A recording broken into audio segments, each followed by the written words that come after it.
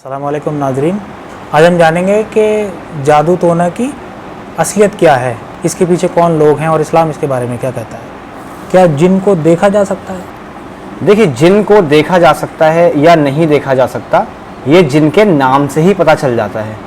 अरबी लफ्ज़ जो जिन है, अरबी लफ्ज़, इसका मतलब ही होता है जो अदृश्य हो, जो इनविजिबल हो। यानी जिन शब्द का मायना ही यही है जो देखा ना जा सके, जो आँखों से छुपा हुआ हो। तो इसके नाम से ही ये बात क्रिस्टल क्लियर है। लेकिन लोग ये कहते हैं कि हमने जिन को देखा, हमने उसको देखा, वो फिर क्या देखते हैं? वो एक्चुअली वो जिन के होने का एहसास होता है।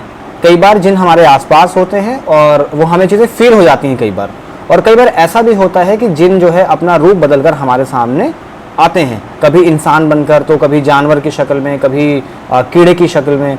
ख़ास तौर से जो अगर हम हदीस का मुताला करें तो हमें पता चलता है कि जिन जो है वो अक्सर कुत्ते, छिपकली या गधे वगैरह की शक्ल लेकर हमारे सामने हाजिर होते हैं। अच्छा, जादू टोना होता है, ये हकीकत है या सिर्फ ऐसे ही मनगढ़ंत कहानियाँ हैं लोगों की? देखिए, अगर हम जादू टोना के बारे में बात करें तो हमें इस्लाम के जो टेक्स्ट हैं, यानी कुरान और ऑथेंटिक हदीस, सही हदीस, इससे हमें पता चलता है कि हाँ, ऐसी कोई चीज़ एग्जिस्ट करती है। यस, इनका वजूद है। कुरान और हदीस के मुताबिक इनका वजूद है। कुरान में कई जगहों पर मूसा अलैहिस्सलाम के जी कुरान में आयत भी है, वमा खलक़तुल जिन्न वल इंस इल्ला लियअबुदून। जी, कुरान सूरह ज़ारियात सूरह नंबर 51 आयत नंबर 56 में अल्लाह ताला ने कहा है कि हमने जिन और इंसान को पैदा करा है अपनी इबादत के लिए। तो इस आयत से क्लियर है कि अल्लाह ने जिनों की तख्लीक की है। ये एक बात क्लियर है। कुरान में पूरा एक चैप्टर है सूरह जिन, जो सिर्फ जिन के बारे में डील करता है, जो जिन के बारे में बात करता है। और ऐसी कई चीज़ें हैं जो हमें जादू टोने के बारे में बताती हैं, लेकिन साथ साथ इस्लाम में ये भी कहा गया है कि ये सारी चीज़ें हराम हैं।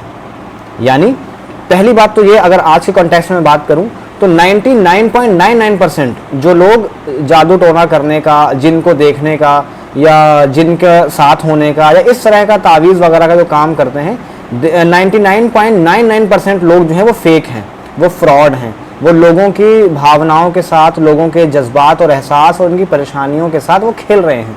अच्छा, आपने बताया जैसे कि वो सब फ्रॉड हैं, तो कुछ लोग, मैंने सुना है कि कुछ लोग जिन जादू जिसके ऊपर हो जाता है वो उतारते भी हैं, तो वो कैसे फ्रॉड है? जी, मैं कह रहा हूँ ना कि 0.001% जो हैं वो ऑथेंटिक हैं, वो ऐसा कर सकते हैं। हमें कुरान और हदीस से ऐसी कई चीज़ें पता चलती हैं कि आप अगर जिन किसी इंसान पर आने लग जाते हैं, या जिन उनसे बात करना शुरू कर देते हैं, या जिन उनको परेशान करना शुरू कर देते हैं, तो किस तरह उसको हम रोक सकते हैं।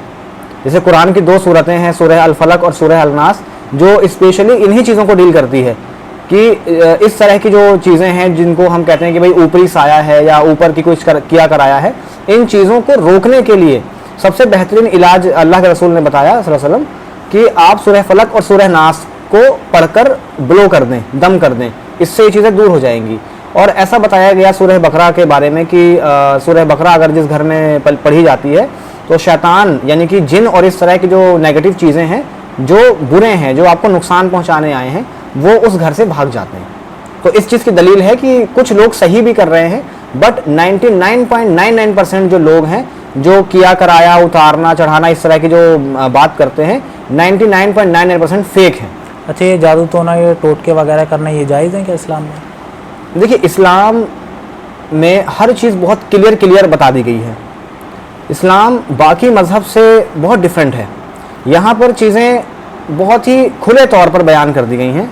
ये अल्लाह का फजल है कि इस्लाम को अल्लाह ने इतना क्रिस्टल क्लियर बनाया है कि आप हर एक चीज़ को, एक चीज़ को आप क्लियर उसमें आप पता लगा सकते हैं कि क्या चीज़ कैसी है। तो अगर आप देखेंगे, देखिए, इस्लाम की ये खूबसूरती है कि अल्लाह ने कुरान और हदीस में हर मसाइल को खुलकर बयान कर दिया है। हमारे पास कोई गुंजाइश नहीं छोड़ी कि हमें आधी जानकारी दी हो। अल्हम्दुलिल्लाह, अल्लाह ने पूरी जानकारी हमें कुरान और हदीस के मुताबिक दी है। तो अगर आप हदीस देखेंगे तो सुनन अबू दाऊद, जो कि हदीस की बड़ी 6 किताबों में शामिल है, उसमें कहा गया है, हदीस नंबर 3904, उसमें कहा गया है कि जो इंसान जादू टोना करने वाले, यानी जो भविष्य बताने वाले होते हैं, जो किया कराया उतारने वाले होते हैं, सूट सेयर्स कहते हैं इनको हम इंग्लिश में, तो इनके पास जाता है तो उसकी 40 दिन की नमाजें कबूल नहीं होती। यानी अल्लाह ताला उससे इतना नाराज़ हो जाता है कि वो अल्लाह ताला उसकी 40 दिन तक जो बेस्ट इबादत है नमाज, उसको ही एक्सेप्ट नहीं करता। तो इससे क्लियर हो जाता है कि ये एक गलत काम है।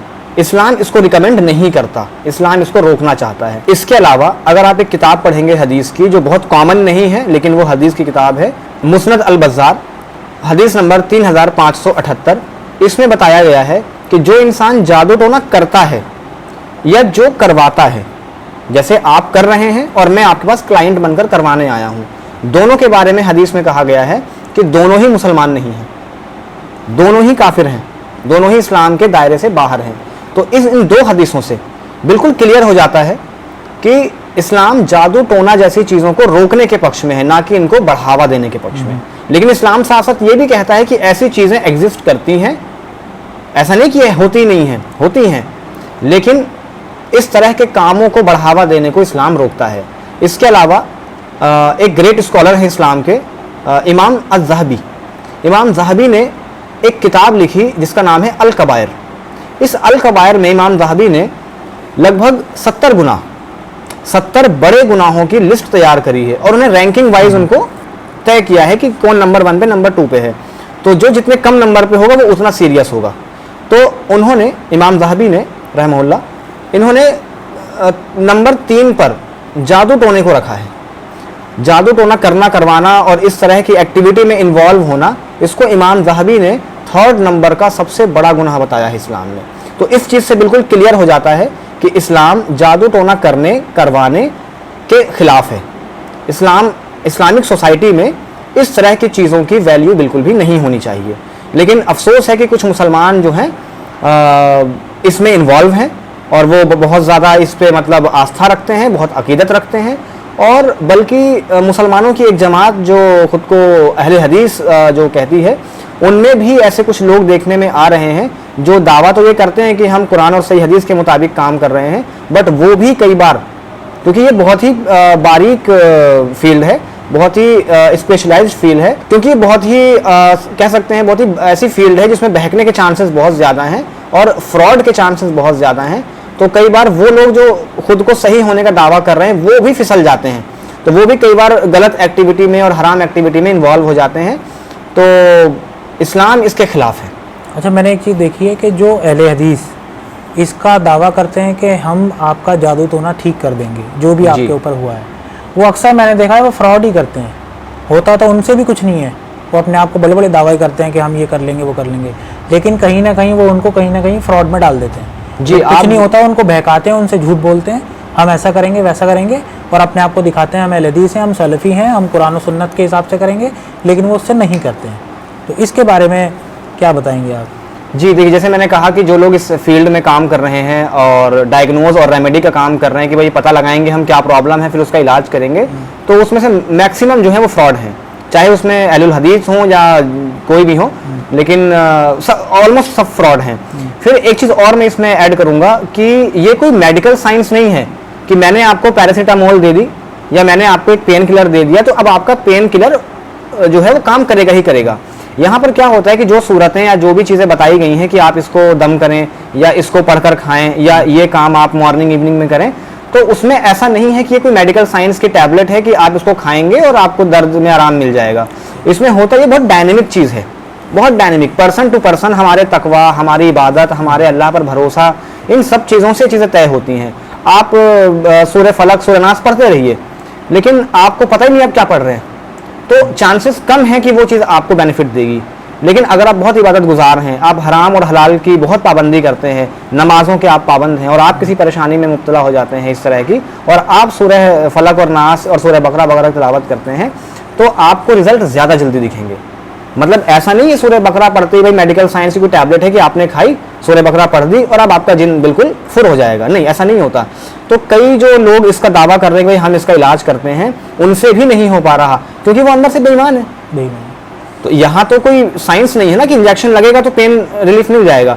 यहाँ यह है कि आप जितने ज़्यादा परहेजगार होंगे, आप जितना कुरान और सही हदीस की गाइडलाइंस को फॉलो करेंगे, आप जितना इस्लाम को अपनी रियल लाइफ में अप्लाई करेंगे, उतना ज़्यादा आपके दम में, आपके कुरान को पढ़ने में और जिन वगैरह को भगाने में उतना ज़्यादा असर आएगा। तो आपकी बातों से ये मतलब है कि जो जितना ज़्यादा मुत्तकी होगा, जी, उस पे असरात कम होंगे जी, और जो बेमुत्तकी होगा उस पे असरात ज़्यादा जी, होंगे। उनके बिल्कुल। चांसेस ज़्यादा हैं कि उन पे ज़्यादा हाँ। परेशानियाँ आ सकती है उन पे। अच्छा, एक सवाल और है कि ये जादू टोना हो कैसे जाता है, ये कैसे एग्जिस्ट करता है किसी के ऊपर, कैसे हो जाता है ये? जी, देखिए हम जा रहे हैं इसका चलते हुए अपना आप हो जाए, ये कैसे हो जाता है? हम जा रहे हैं चलते हुए वो अपना आप हो जाए जादू, कोई आगे जिन हमें पकड़ ले, कोई हमें दबोच ले, सोते में हमारे अंदर दाखिल हो जाए, ये कैसे होता है? देखिए इसका पूरा एक मैकेनिज्म है जो अगर हम कुरान की कई आयतें पढ़ेंगे और हदीस को डीपली पढ़ेंगे तो हमें इसके बारे में कुछ कुछ चीज़ें जो हैं मिलती हैं, और अगर हम सबको इकट्ठा करें तो हमें पूरा एक व्यू हमें मिल जाता है कि कैसे ये चीज़ मतलब वर्क करती है, क्या मैकेनिज्म है इसका, ये कैसे काम करता है ये चीज़। तो अगर आप पढ़ेंगे कुरान में सूरह काफ सूरह नंबर 50 आयत नंबर 27, 28 और 29 में, तो यहाँ पर अल्लाह ताला क़यामत के बारे में बता रहे होते हैं कि वहाँ पर जो लोग हैं, इंसान जो हैं, वो अल्लाह से कहेंगे कि अल्लाह हमें जो है माफ़ कर दे, इस तरह की वो बात कहेंगे, और वो ये कहेंगे कि हमें शैतान ने गुमराह कर दिया था, इसलिए हम तेरी जो है नाफरमानी करने लगे थे। तो जो शैतान है वो ये पलट कर कहेगा कि नहीं, मैंने इसको नहीं कहा, मैंने इसको नहीं करवाया, बल्कि मैंने सिर्फ इसको लालच दिया, मैंने बस इसको समझाया, इसको मैंने इंजॉयमेंट की तरफ बुलाया और ये आ गया, तो ये खुद रिस्पॉन्सिबल है, मैं रिस्पॉन्सिबल नहीं हूँ। ये कौन कहेगा? शैतान। इसकी तफसीर आप पढ़ेंगे इन 3 आयतों के बारे में, तो यहाँ कहा जाता है कि ये जो बात हो रही है ना, अल्लाह ताला और इंसान और एक शैतान के 3 की कन्वर्सेशन जो हो रही है, तो वो शैतान कोई आम शैतान नहीं है, बल्कि वो करीन है। अच्छा। वो करीन है। करीन एक्चुअल में एक ऐसा जिन होता है जो हमारे साथ ही पैदा होता है। जब हम पैदा होते हैं, हदीस में इसके बारे में बहुत डिटेल में बात की गई है, तो जब हम पैदा होते हैं तो करीन हमारे साथ पैदा होता है, वो हमारे जैसा ही होता है। लेकिन ये इंसान, ये जो जिन है, एक्चुअल में ये जिन होता है और हमारा ही रूप होता है, हमारा जिन वर्जन होता है, आप ऐसे कह सकते हैं इजी लैंग्वेज में कि हमारा ही जिन वर्जन होता है ये। तो ये करता क्या है कि हमें बुराई की तरफ मोटिवेट करता है। अच्छा। हाँ, जितनी भी चीज़ें अल्लाह ने हमारे लिए हराम कही हैं, उनकी तरफ हमें ये धकेलता है, और जो अल्लाह ने हमें करने को बताया है उससे ये रोकने का काम करता है।